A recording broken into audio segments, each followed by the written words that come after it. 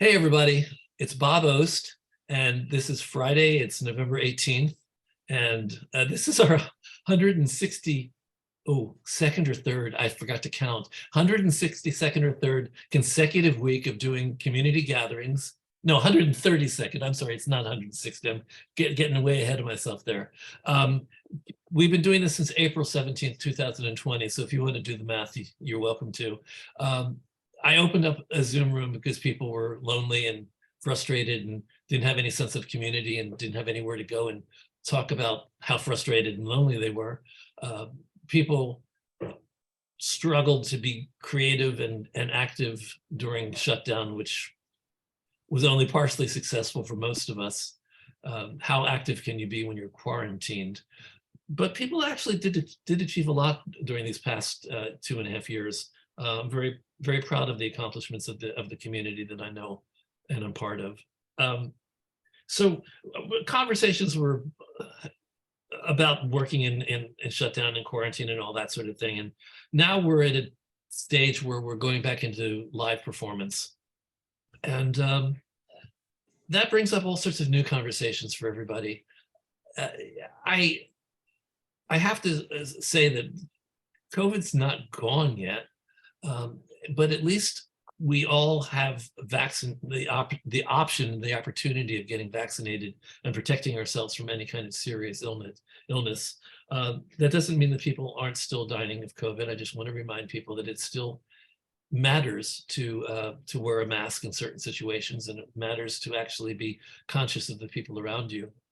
Just because you're not vulnerable doesn't mean that you're not coming in contact with people who might be vulnerable. So let your conscience be your guide if at all possible, since we can no longer have mask mandates to be our guide. So it's all up to your conscience. So we've talked about lots of different things, and a lot of the conversations have really gone back to how people survived in shutdown, how businesses kept running in shutdown, and how, in particular, I think I like to always ask people what shutdown has taught them and what they're bringing forward into the world and into their business now. I'm very happy that today I have two terrific guests. I have to say that I'm this is typical Bob. Everybody knows this. I went to NAMT, and this fella sat next to me, and we started talking, and I said, "Who are you? What do you do?" And he told me that he was the artistic director of the Issaquah and Everett Village Theater, which I know the Village Theater for years. I knew Rob Hunt very well. So of course I invited him to be on the panel and to be a speaker here. So and Jen Bender is an old friend of mine. She's at Papermill Playhouse. And I hadn't seen her in years when we ran into each other at NAMT. So you have NAMT to thank, National Alliance of Musical Theaters. You have NAMT to thank for my bringing in Adam Immerwahr, I got the VAR, okay, and Jen Bender. Hi guys, welcome to True. Hello. Welcome to my little community here. Thanks for being part of our Friday. I appreciate it. Let's talk about, we'll get to Papermill and we'll get to Village Theater, but let's talk about the amazing amount of stuff you've done prior to getting to these current positions. So Jen, talk about your past and what you've been doing. Sure. So I was a director for about 20 years from the time I was in college until very recently. I mean, I still own that hat, even if it's not the hat I'm wearing right now.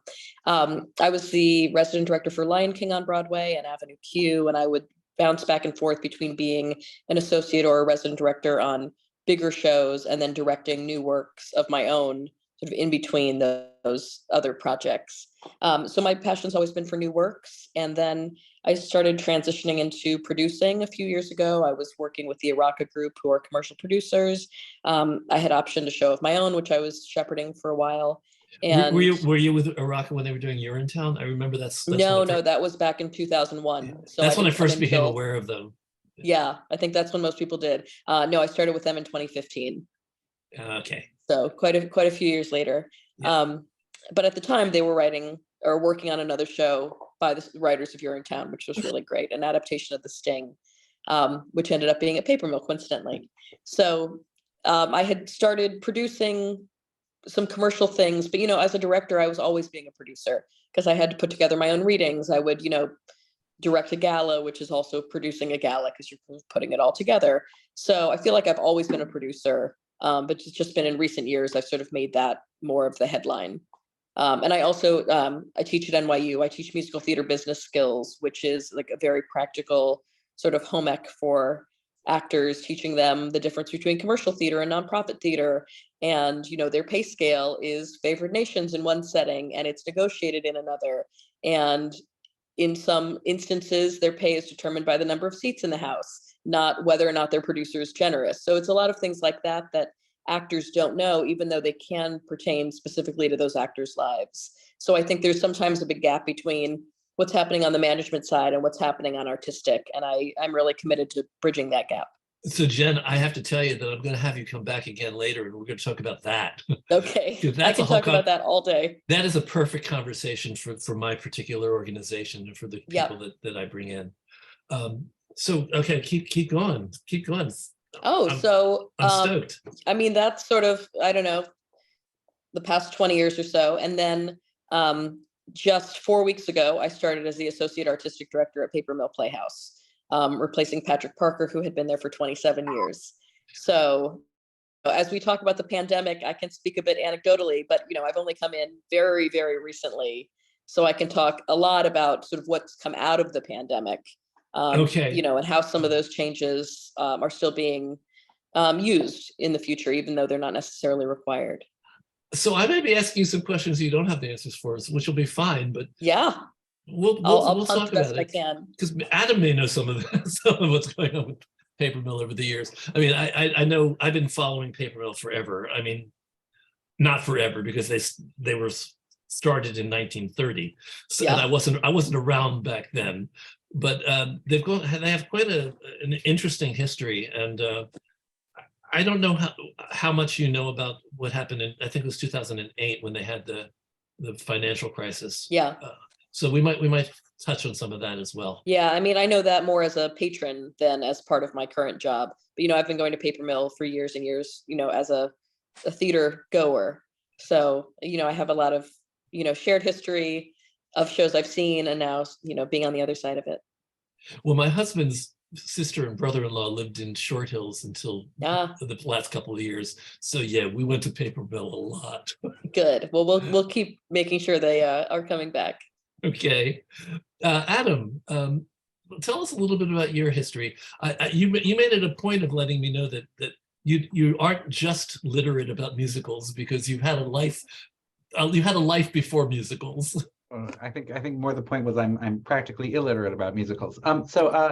So not quite. So yeah, I haven't worked at Papermill since 2006. So I started my career at McCarter Theater Center. I was eventually the associate artistic director there under Emily Mann, who was then artistic director.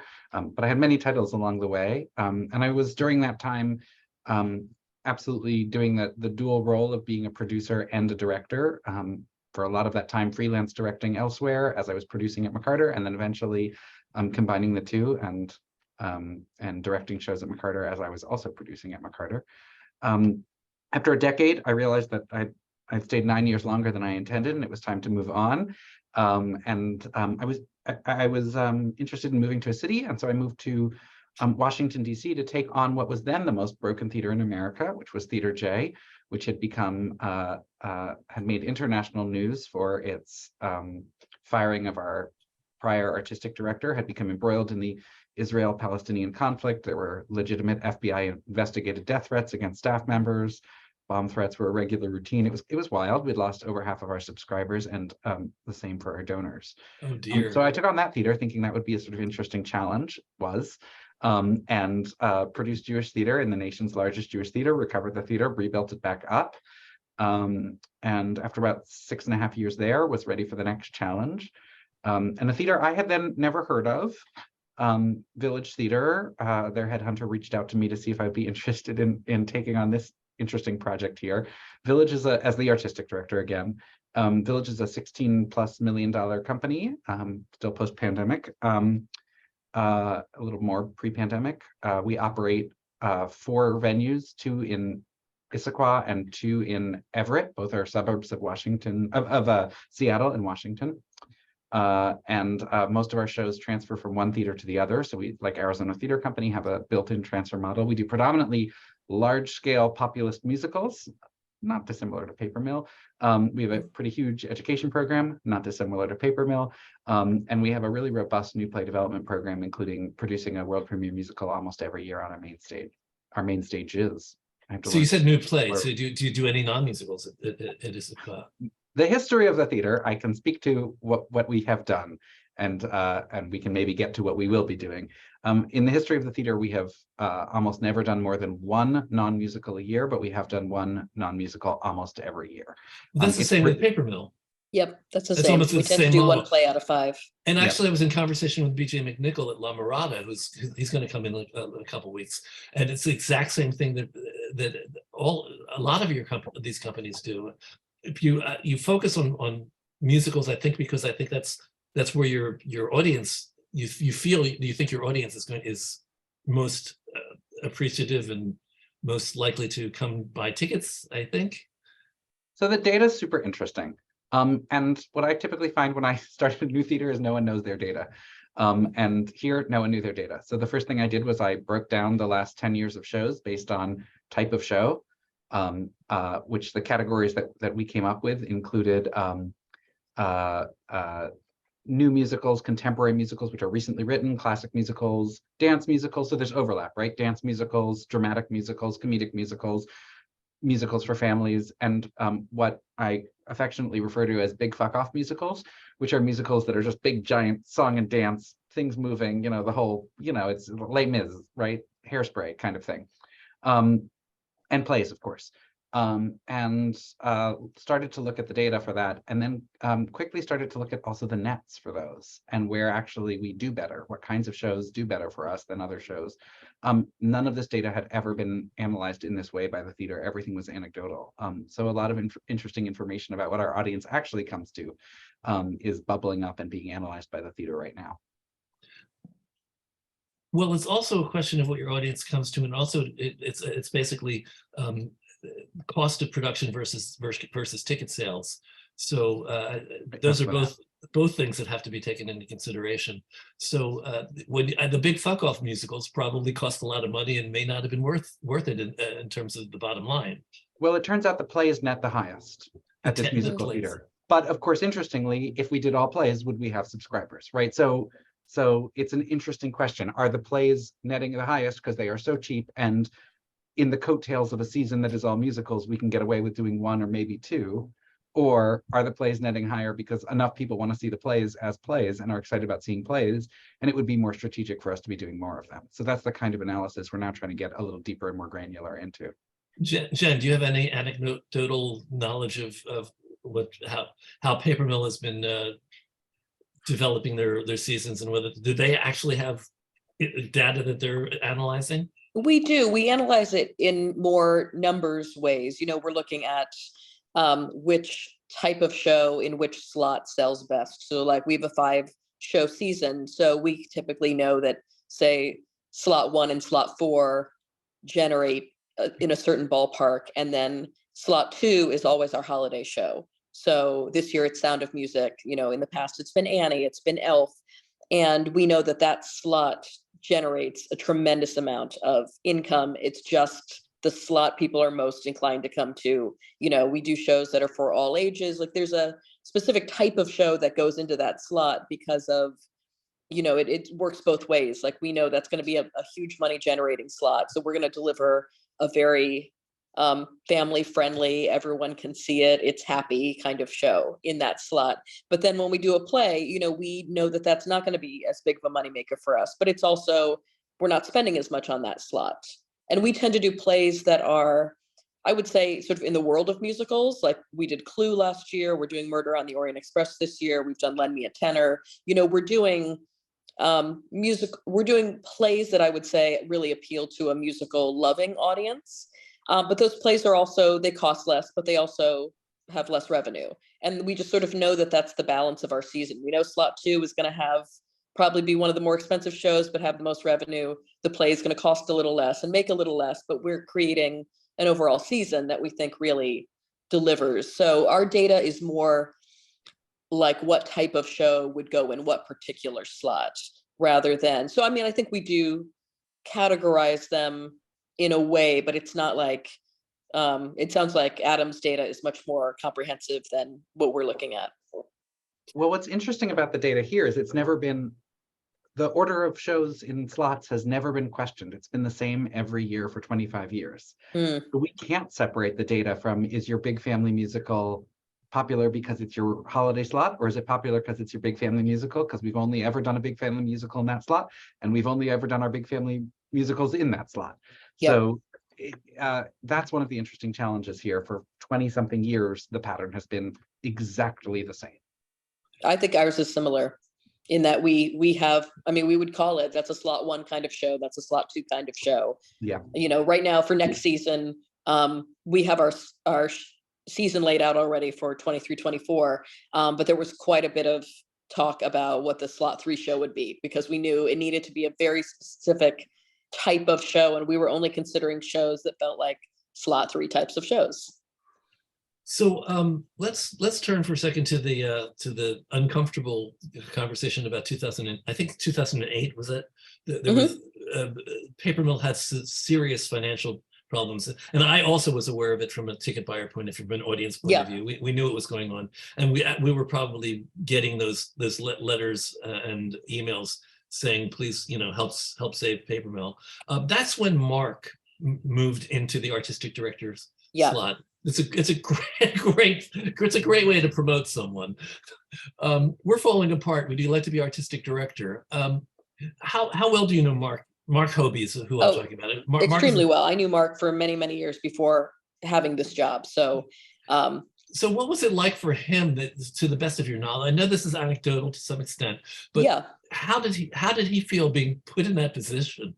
I mean, I think he saw it as a challenge. He knew it was a gorgeous theater with a beautiful history, and it was never an option for him not to find a way to make it a success again. So I think there were different stages of rebuilding. There was the immediate, how do we just keep the doors open?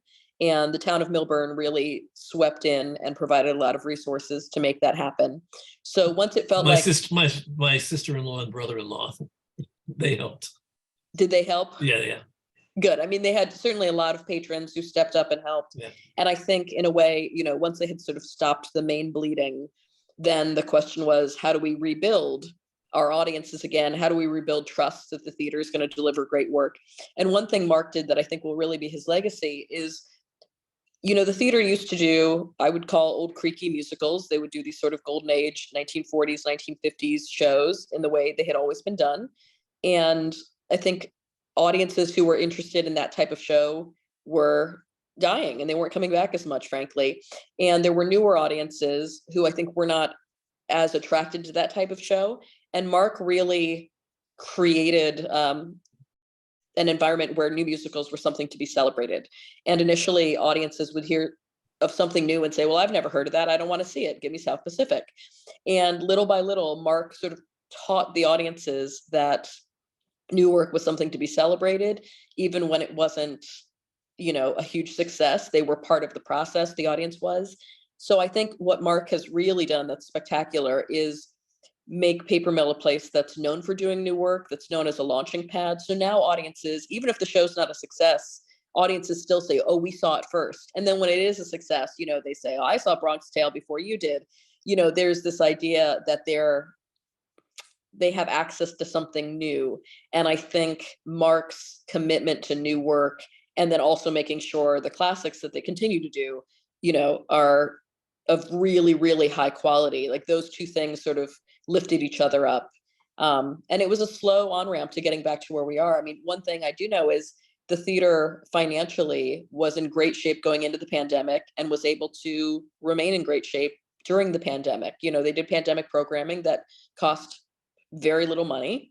and we lost a few subscribers, but relative to our number, I think it's pretty remarkable how many have stuck with us. And, now with this season, we're in our 84th season. With each show, we're seeing more and more subscribers come back. Like they just saw on your feet and they said, oh, great, now I'm going to sign up for the rest of the season. So I really think going back, like that's Mark's legacy, is that he took a theater that was a sinking ship and really had a vision for what it was going to be going forward. And, what he saw really worked. Wasn't one of the comeback shows of Pirates of Penzance? Isn't that what I saw? I remember seeing something. I know they did that. Yeah. I think that was one of them. I don't know if we established the history of the Village Theater yet. Did we talk about when it started? Sure, I'm happy to talk about it. Yeah. Village Theater was founded 43 years ago, essentially as a community theater in Issaquah, which is a quaint little town. It was run by a brilliant guy named Rob Hunt, who had formerly been a CPA. And Rob ran the theater as essentially as a real estate acquisition firm that did some plays on the side, to enormous success. Now a huge part of the downtown Issaquah is Village Theater properties, as he sort of expanded an empire, and then took the theater and bid to be the managers of a city-owned space up in Everett, which is a city about 39 miles away, but with a wildly different audience, which tells you a lot about Seattle traffic. He sort of created a built-in co-production for every single show. Artistically, the theater's really been in the same pattern for quite some time, which is very much golden age classic kind of shows, much as Papermill was doing, with always one world premiere musical every season. Not all of those world premiere musicals have been successful. We have not done what Papermill has sometimes been able to do, which is do new musicals in conjunction with a commercial producer enhancing it and with plans to take it to Broadway. And part of that is because of the complicated system we have with the built-in co-productions. We've got our people out here for our shows run for like 12 weeks between the two theaters. So it's not a model that a commercial producer wants to spend the money for all those out-of-town artists getting housed for that long. They would go to Papermill, they would go to La Jolla. There's lots of other places. So we've sort of built ourselves a model which is incredibly sustaining for the artists of our community, but where we are generating new work and doing world premieres, but inherently not sending shows to Broadway, with the one exception being $1 Million Quartet, which got its start here. You're not mentioning the reading series, because you're really known for developing new musicals. You're one of the places everybody wants to send their new shows. Basically, hopefully they'll get a production, but knowing that there is a reading series of new musicals that's in place. Does Papermill have something like that also? We are developing something like that now. Traditionally, we have not had our own series. We do tend to partner with commercial producers sometimes on things that are in the works. But that's something that I hope to be a big part of in Papermill's future, is developing new work that may or may not end up on our stages. But, we're part of the shepherding process. So Adam, you have an alumnus in the room, by the way, Cheryl Davis, who was the Hello, writer Cheryl. of Barnstormer. We're very proud of that. And also one of the first person in our producer development and mentorship program was Van Deen, and he became mentored by Cheryl Weisenfeld in an effort to develop a new show called Saint Heaven. So Saint Heaven was done also in Issaquah. I also saw the Lizzie Borden musical in your list, and Van, I think, may have brought that to you. I know that he was producing Lizzie Borden way back when. So we're very happy that Issaquah is there. Absolutely. I didn't, for some reason or other, until the last year or two, I didn't realize that you had two locations. And I've had lunch with Rob Hunt, and I didn't know that. So I guess I may have not been listening well enough. But let's talk about, let's talk about new musicals. I think that's one of the things that most of the people in the room are going to be interested in. What was the criteria that you used? How did you find the new musicals? You implied something, Adam. Jen, to what extent were the new musicals that you developed enhanced? Were they all enhanced? Were some of them enhanced? They're Or all most? enhanced. All Like the enhanced. short version is they're all enhanced. Because one thing to consider, which I didn't realize until I started there, is Papermill doesn't have a scene shop. So, if we're doing, like, our last production was On Your Feet, we rented the tour sets and costumes. Those came in, we did a fabulous production with new choreography, new direction, but the physical production already existed somewhere. So if we're doing a new production, we don't have the resources to build, a it's not necessarily multi-million dollar, but hundreds of $1,000 set needs to be outsourced to Hudson Scenic or someplace in upstate New York. So it's really essential that we have a commercial producer who can help offset the physical costs of the production. In terms of things like whether or not shows come to us with directors, designers, that differs show to show. So it's not like a show has to come to us sort of fully baked, but in terms of the physical production, that's where we need some support. Our budget and our resources can only do so much, particularly when it comes to building sets. Oh, Jen, Papermill must be the only theater that does that. Not. Not. I mean, Yeah, but that's basically the thing. I mean, the bottom line is, when people say, I've got a new musical, it's like, great.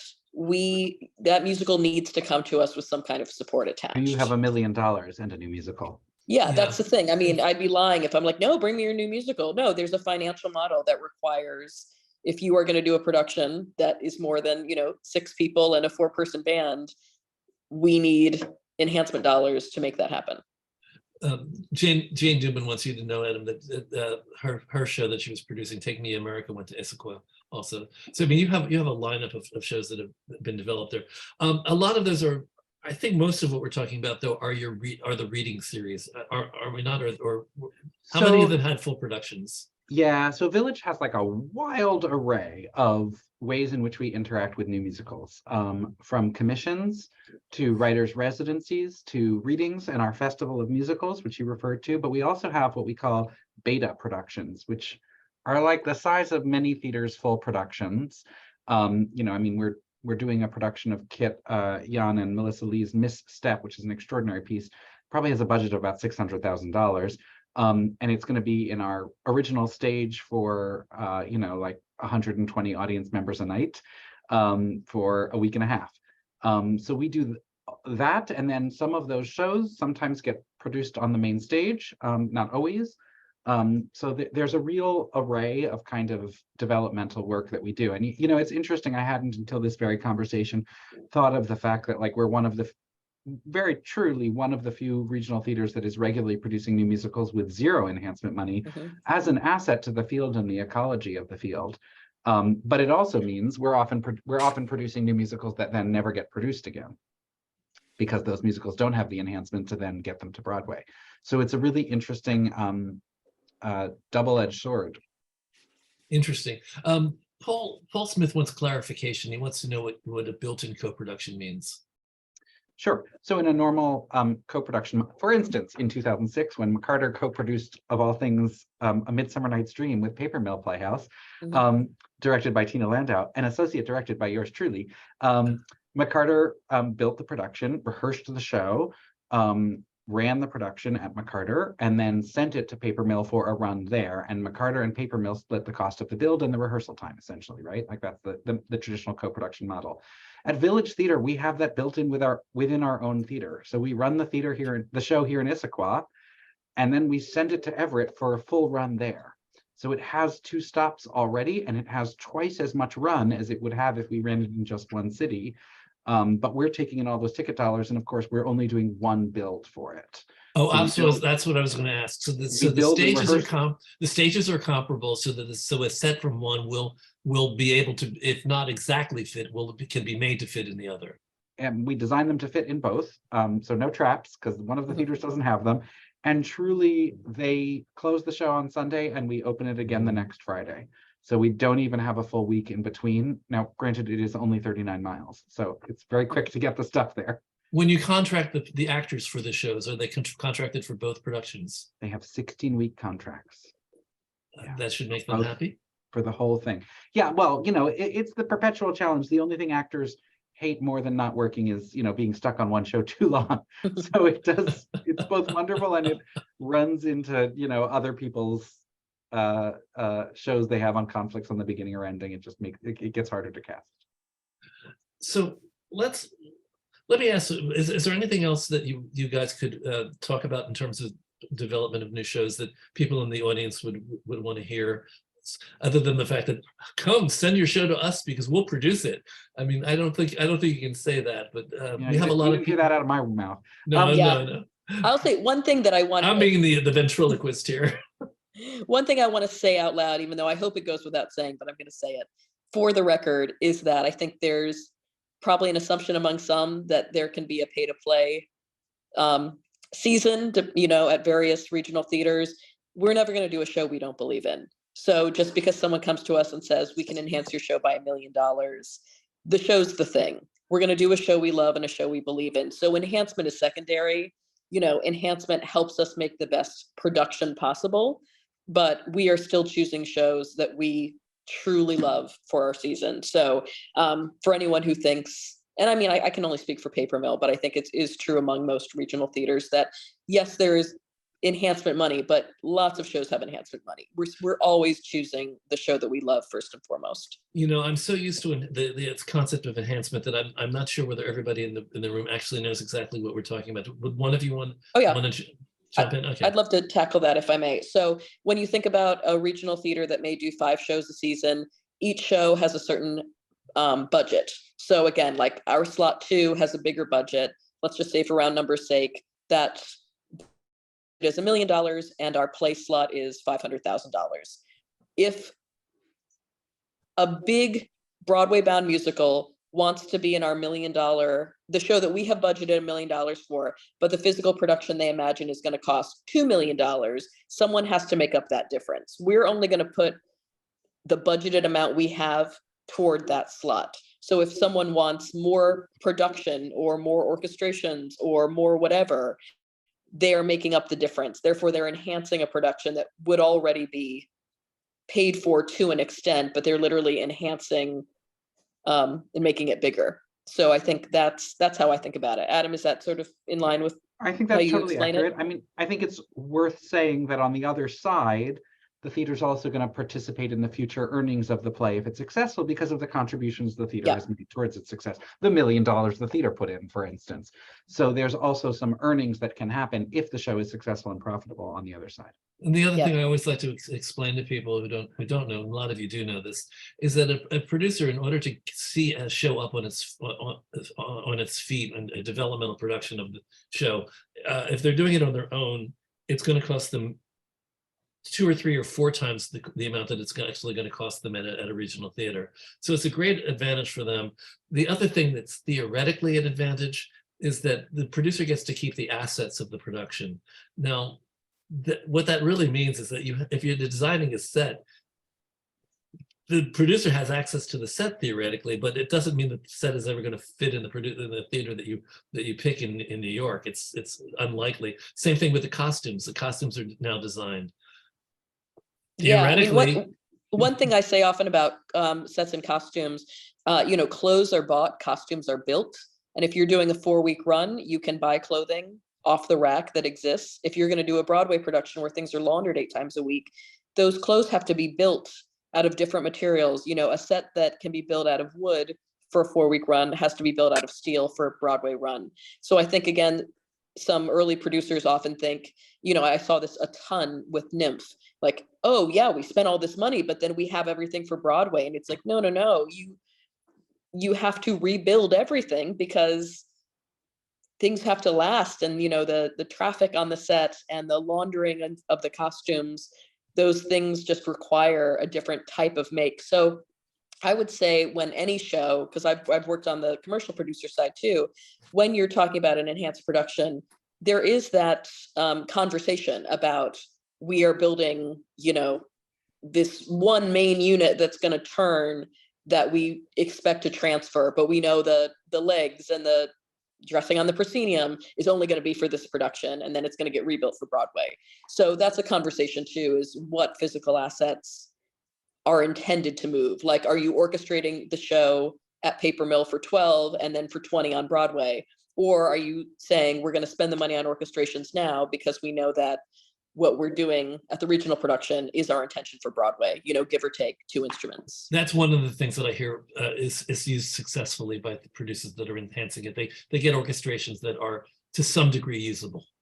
Yeah. Because The other thing orchestrations are a massive, massive expense on any musical. But the thing that has to be considered when you're talking about orchestrations is that this is the developmental production in a regional theater. The assumption is not, or should not be, that this is exactly what the show is going to be when we move it into commercial production, because you're doing it to see what works and what doesn't work. Yeah. So those orchestrations, some of them may be useful, not all of them necessarily. So let's jump to COVID. Let's jump to what you guys did.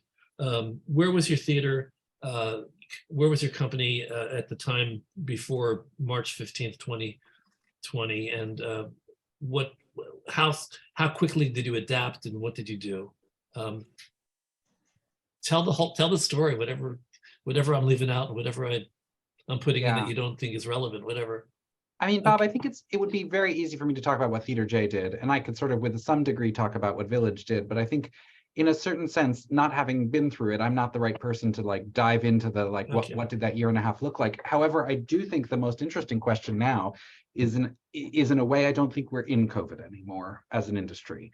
We're in something else. We're in a cultural change that has happened as a result of COVID, as great as the Great Depression shifted people's behavior. And so what I'm looking at now is sort of, what are we doing now in this new world, which is, the data is showing us, not about, do people feel ready to come back to theater because of infection? It's more about, they broke the habits, they changed the habits, and we changed the kind of programming we were doing.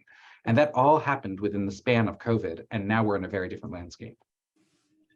Do you want to talk a little bit about that? That I think it's a good starting point, really. Sure. If you don't mind me skipping over the COVID part. Well, no. I mean, if you weren't there, you weren't there. COVID hit. It was a problem we had to deal with.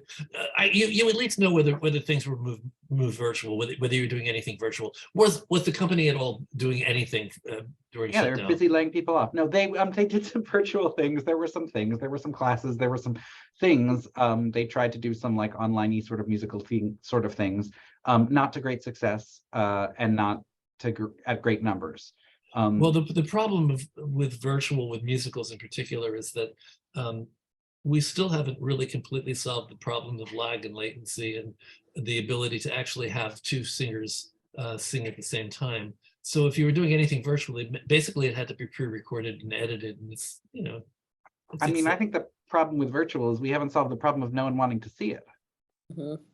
Well, and it not being good. These are the problems that we actually faced, and there were exceptions, right? Some things Signature did in Virginia, where their marketing director is an amazing videographer, were incredible. The Sondheim birthday concert was amazing, right? There was great work that did happen, absolutely. But there was a lot of really bad work, and that bad work was now competing with Netflix and Hulu and HBO. And I will tell you, I was not like, oh, when can I watch another video of people performing on Zoom? I enjoyed Broadway HD a little bit during that time because I could see actual productions well filmed. But for the most part, I spent my time, entertainment time, watching more Netflix. And the result is that now, and when I did watch theater, I did not enjoy it. And I think that's what a lot of people went through. And the result is that now I'm like, oh, I'm really into that show that I never heard of before the pandemic. And it's a lot harder to get me to the theater. And I'm a friggin' theater professional. So I think that's the problem. I feel exactly the same. Okay. I mean, I'm a person who loves going to the theater, and I did not like virtual things because I wasn't going to the theater. I was sitting at my dining room table, kind of watching people with varying success at camera quality and mic quality, and I feel like the first 2 or 3 weeks, we were all rooting for each other. Like, yeah, they did this thing virtually. Yeah. And after a while, I thought, I don't like this thing. And another reason I go to the theater, I'm seeing a show tonight. I'm about to meet my boyfriend. We're going to have dinner. We're going to go see a show. We'll probably have a drink after the show. Like, all of that is going to the theater for me. And to not have that full experience, I thought, well, I can't have a full Netflix experience, but I don't want to have a not full theater experience. So I could not agree with you more, Adam. I thought, if I'm not tuning into this stuff, who is? Because, at the beginning, I was doing it just to rah-rah, cheer on my friends who were all putting the stuff together. And I was putting stuff together. I did a few, virtual benefits and things, and, not that many people watched. And then it sort of feels like we could be doing other things with our time. And in a way, I think all the time that we spent, we collectively watching Netflix, reading, doing other things, like that was time that's going to end up paying off, in the theater that is made in the coming years. Like that's not Yeah. cultural time wasted. But I do think the sort of idea that we were all going to have this virtual theater world come as a result. Nope. After Well, a month, everybody was done. I don't think anybody expected it to become a virtual theater world, but I think it was extremely useful. I'm going to take a slightly different position on it. It was extremely useful for people. It was a way for them to be participating. It's like why I opened this room. I can guarantee 30 people in this room every week, and sometimes as many as it's been as many as 90. And what we think that virtual is not a communal experience, but we've actually learned, some of us have learned that it is very intimate and it can be very communal in some ways. For some people, it may not work for everybody. I would agree with you that this type of experience feels very necessary and present and communal. So I would separate out the two. I think this type of interaction is, the virtual experience at its best. But we've also done 2 years in a row of virtual play readings. We have an annual True Voices play reading series, and although I did not try to do it with musicals because I just could not figure out how to make that happen, but we did do it 2 years in a row, and I have to tell you, it was as well attended as our live performances were, and we made more money. So I will say too, I did some virtual readings, and I think as an internal step, they were extraordinarily useful. So once we pre-recorded all the singers doing their tunes, and then, we just cut to that. And I do think as a creative team, I think if you were a team that already had worked together, then continuing that work virtually was very, very useful. So I think it is good to separate out sort of community-based virtual things, development-based, virtual things, and then performances. I have heard of some virtual performances and virtual benefits that were actually attended by thousands. We don't get thousands. I don't aspire to thousands. I aspire to like 100 or 200. And you guys may have a different bar that you set because you work for theater. I actually don't. I know how big the Papermill Playhouse is. I know what that theater is. I've been there many, many, many times. Adam, can you tell us a little bit about the physical space for your two theaters? We have basically two 500-seat theaters in our primary spaces. 488 and 512. I think part of this is such an interesting conversation here.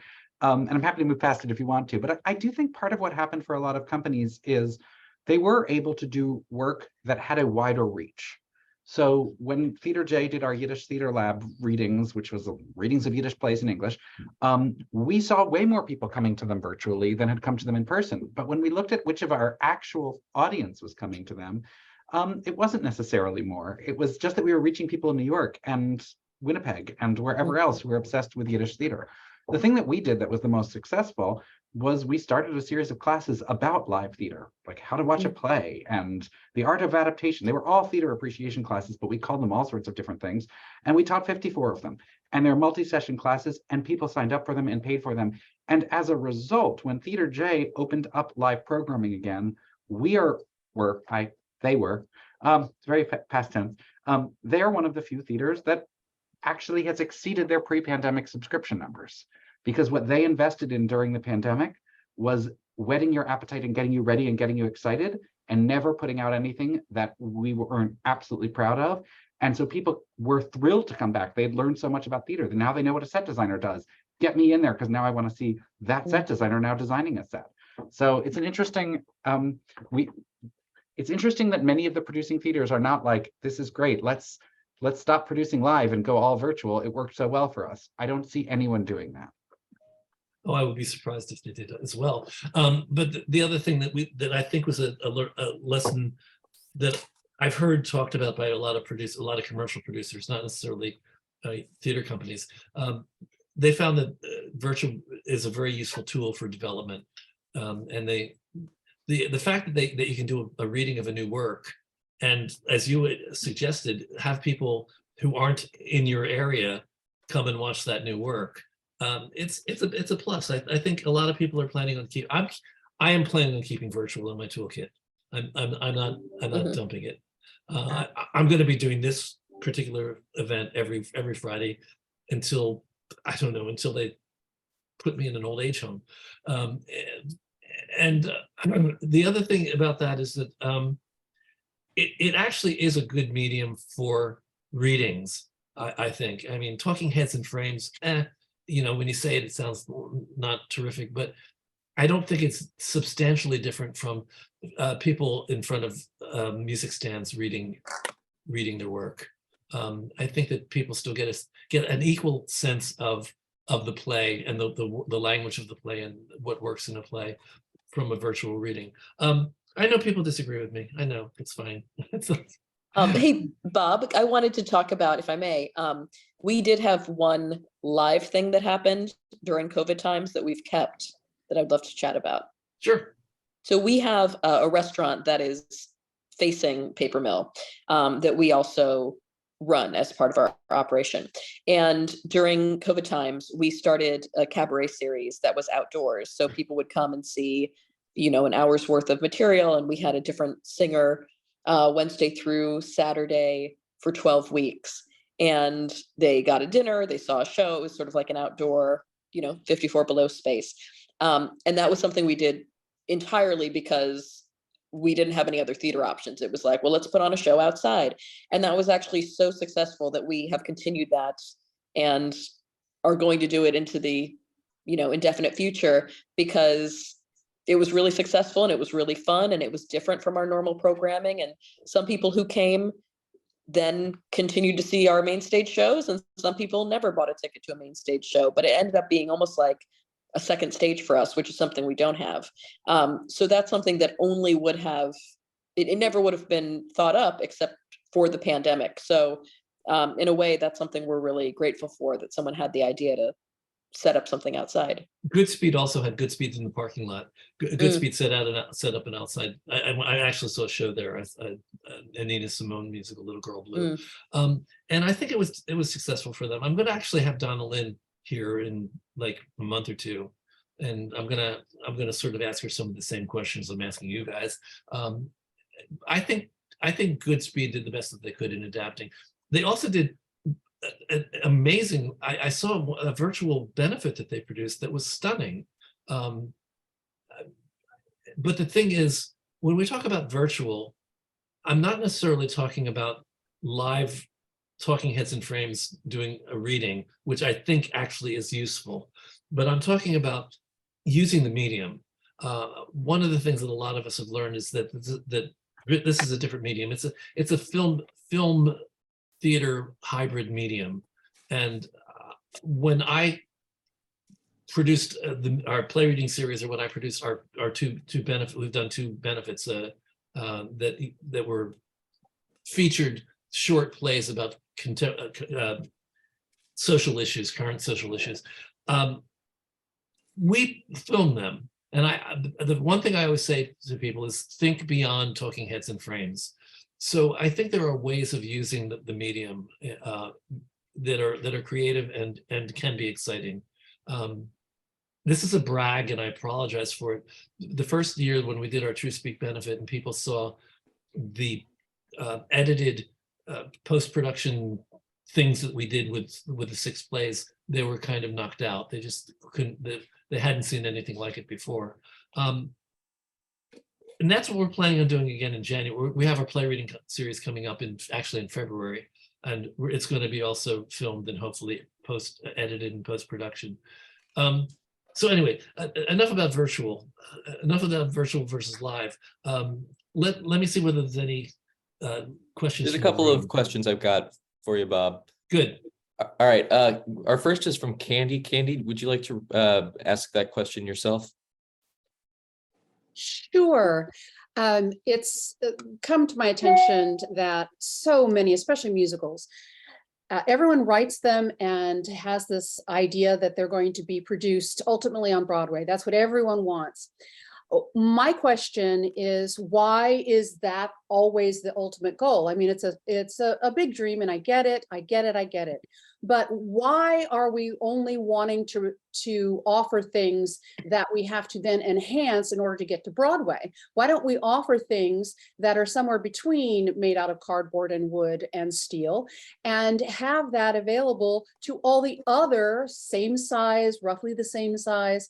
That's one of the things that Goodspeed has gotten into trouble with. Candy, you're talking about two different Yeah, but it's the aspects small. of it. One Yes. one of the things that you're saying is the writers' dreams we're not going to be able to change. All we can do is educate them on the fact that there are other opportunities. Yes, but those th- other th- opportunities. Then Yeah.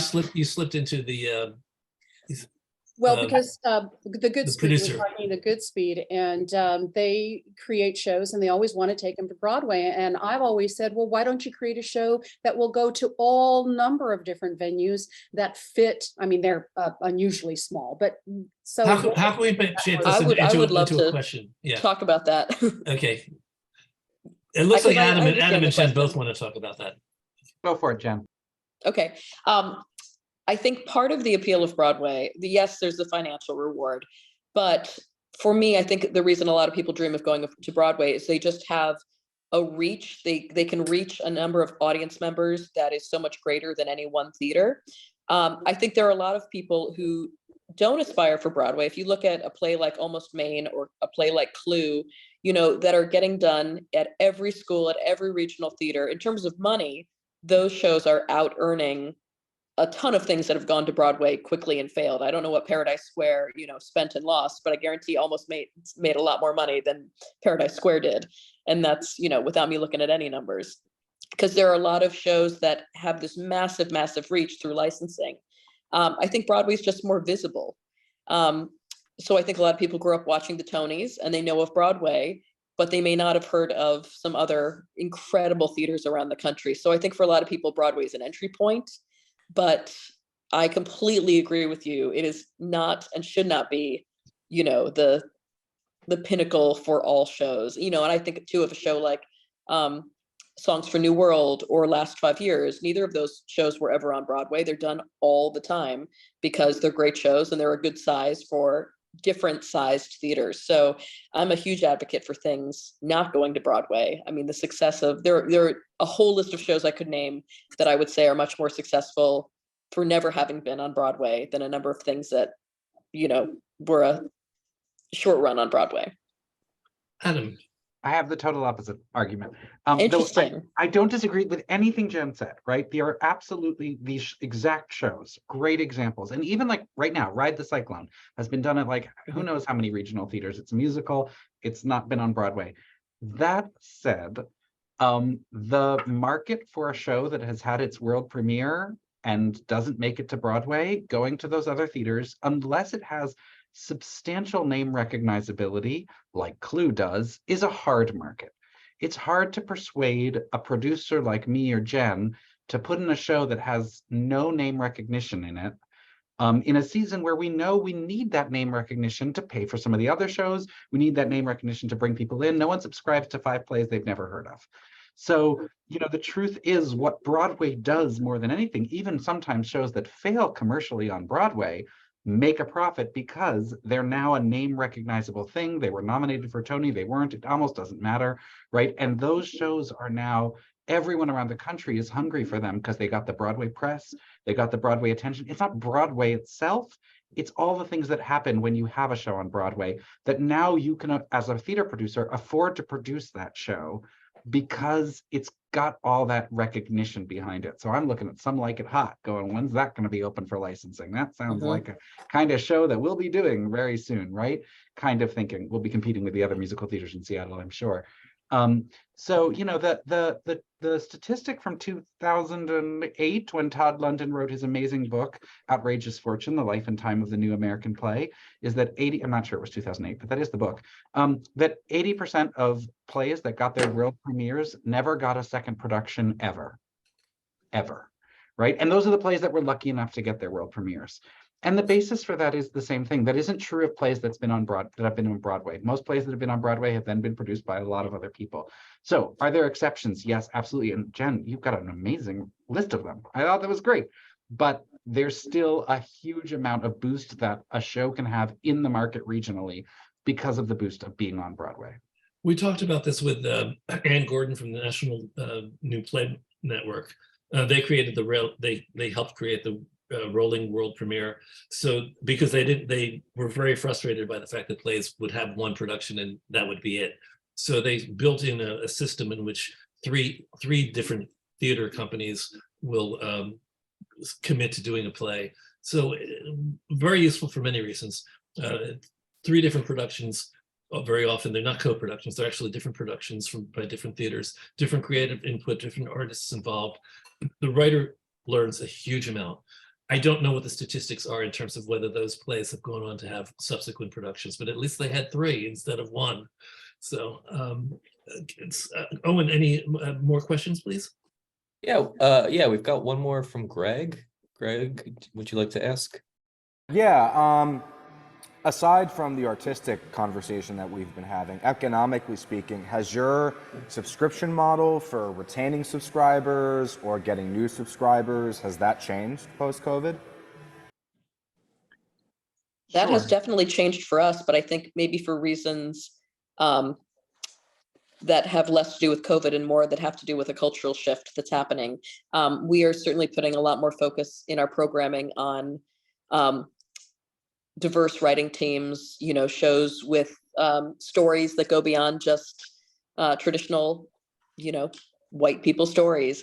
And I think our subscription audiences are expanding as a result of that. So it is hard to separate. We lost subscribers due to COVID.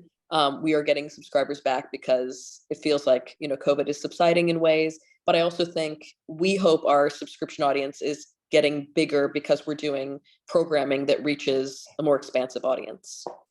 Jen, is your subscription audience actually bigger than it was pre-COVID? Or you think it's bigger than No, it we would have been? had about 22,000 before COVID.